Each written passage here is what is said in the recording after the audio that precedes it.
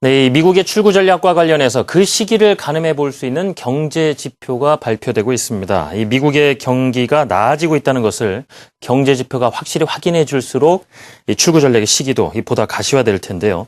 오늘 관련 내용 이야기 나눠보겠습니다. BS투자증권 투자전략부 홍순표 부장 나와 계십니다. 부장님, 안녕하세요. 네, 안녕하세요. 예. 자, 밤사이 미국 경제 지표들이 줄줄이 발표가 됐는데요. 먼저 5월 내구재 주문부터 짚어보겠습니다. 시장 예상치보다 잘 나왔죠? 예, 오늘 살펴보게 될 내용이 5월 내구재 수주와 또 신규 주택 판매인데요. 예. 일단 예상치를 상회하면서 미국 증시의 반등에 힘을 실어 주었습니다. 최근에 그 HSBC에서 집계한 그 6월 중국의 제조 PMI 지수 같은 경우는 2개월 연속해서 기준선을 하회하면서 9개월 내 최저 수준을 부족하는 등 일단 중국 경제에 대한 불확실성이 상당함을 시사를 한 바가 있습니다. 반면에 미국 같은 경우는 6월 뉴욕과 필라델피아 현지 제조업 지수가 1개월 만에 기준선을 만회하면서 상대적으로 미국 제조업 경기가 글로벌 국가들 중에서 상대적으로 좀 견조하다는 점을 확인시켜 주었고요. 간밤에 내구재 주문 같은 경우도 향후 그 산업 생산은 물론이고 고용과 또 기업 이익 그리고 생산성 등이 미국이 상대적으로 우위에 있을 수 있음을 시사를 하는 결과를 공개했습니다. 그림을 통해서 한번 확인을 해본다면은 지난 5월 내구재 주문은 전월 대비해서 3.6% 증가하면서 예상치인 3.0% 증가세를 상회를 하는 그런 모습을 보여주었습니다. 올해 들어서 처음으로 2개월 연속 플러스 증가세를 이어갔고요. 네. 또 변동성이 큰 항공기와 자동차 등 운송 부문을 제외한 그 핵심 내구재 주문의 경우도 지난 5월에 전월 대비 0.7%를 기록하면서 당초 예상했던 마이너스 0.5%보다도 훨씬 양호한 결과를 공개를 했습니다.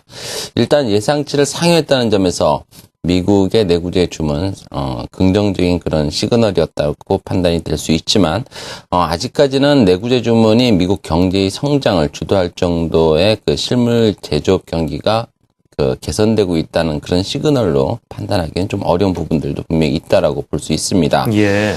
특히 주요 그 제조업 서베이 지표들이 여전히 미약한 흐름을 보여주고 있다는 점에서 향후 내구재 주문에 대한 전망은 상당히 좀 조심스러운 부분들이 있습니다.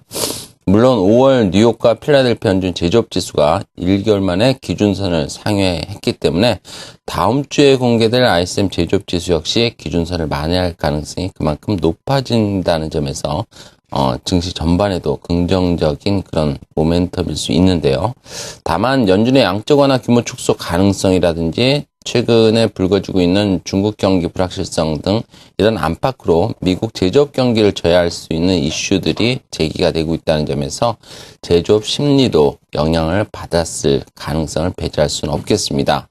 그리고 제조업 지수가 반등을 하더라도 지난 2월 이후에 하향 흐름을 되돌릴 정도로 미국 제조업 경기에 대한 센티멘탈이 크게 호전될 가능성도 상대적으로 낮다는 점에서 내구재 주문의 큰 폭 개선, 앞으로도 다소 좀 기대감은 수위 조절을 할 필요가 있어 보이고요.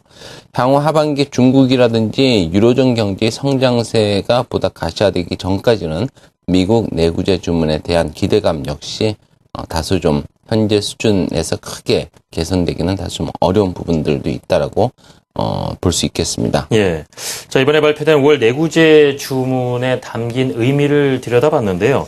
예상치보다 잘 나오긴 했지만 향후 내구재 주문에 대한 기대감을 갖기에는 좀 조심스러운 부분이 있다라는 말씀이었습니다. 역시 중국이라든가 유로존의 성장세가 좀 가시화돼야만 좀 기대감을 가질 수 있겠다라는 말씀이었고요.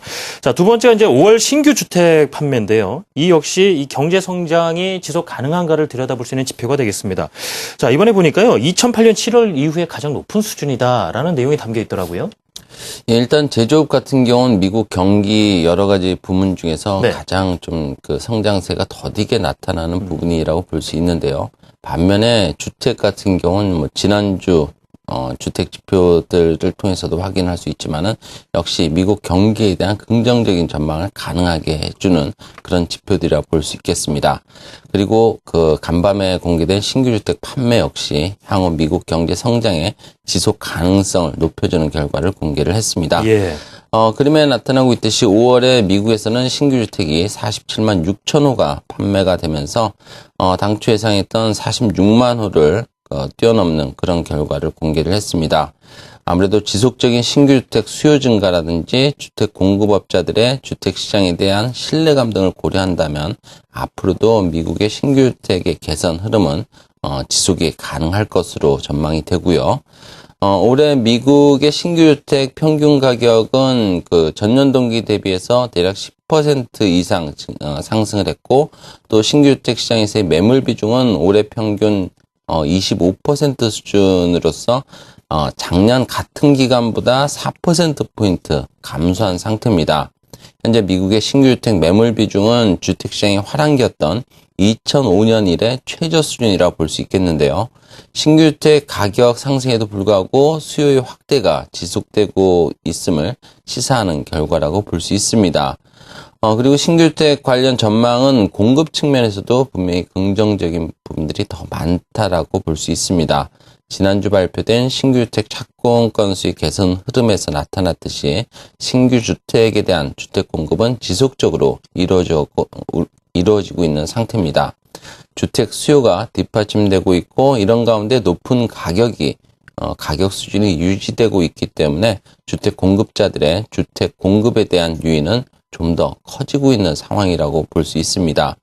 그리고 최근 공개된 그 6월 전미주택건설업협회의 주택시장지수 같은 경우도 52포인트로서 기준선을 상회를 했고요. 특히 주택시장지수 중에서 향후 6개월 이상의 매매를 나타내는 미래매매지수가 6월에 61포인트로서 지난 2006년 3월 이래 최고 수준을 기록을 하고 있다는 점을 고려하더라도 미국 주택 공급업자들의 주택 경기에 대한 기대는 빠르게 개선되고 있다라고 볼 수 있습니다. 따라서 5월 신규주택 시장의 그런 판매의 개선된 결과는 향후 미국 주택 시장의 회복 흐름을 계속해서 지지 가능하다는 점을 확인시켜주는 결과로서 하반기 미국 경제에 대해서도 낙관적인 전망을 유지 가능하게 해줄 것으로 보입니다. 네, 이 신규 주택 시장이 좋아진다라는 것, 일자리하고도 관계가 있고 또 개인의 소비 여력과도 관계가 있다 보니까 이번에 지표로 들여다봤을 때는 확실히 미국의 경제 성장 지속 가능성까지도 점쳐볼 수 있겠다라고 말씀해 주셨습니다. 지금까지 BS투자증권 투자전략부 홍순표 부장과 함께 미국의 경제 지표 들여다봤습니다. 감사합니다. 네, 감사합니다.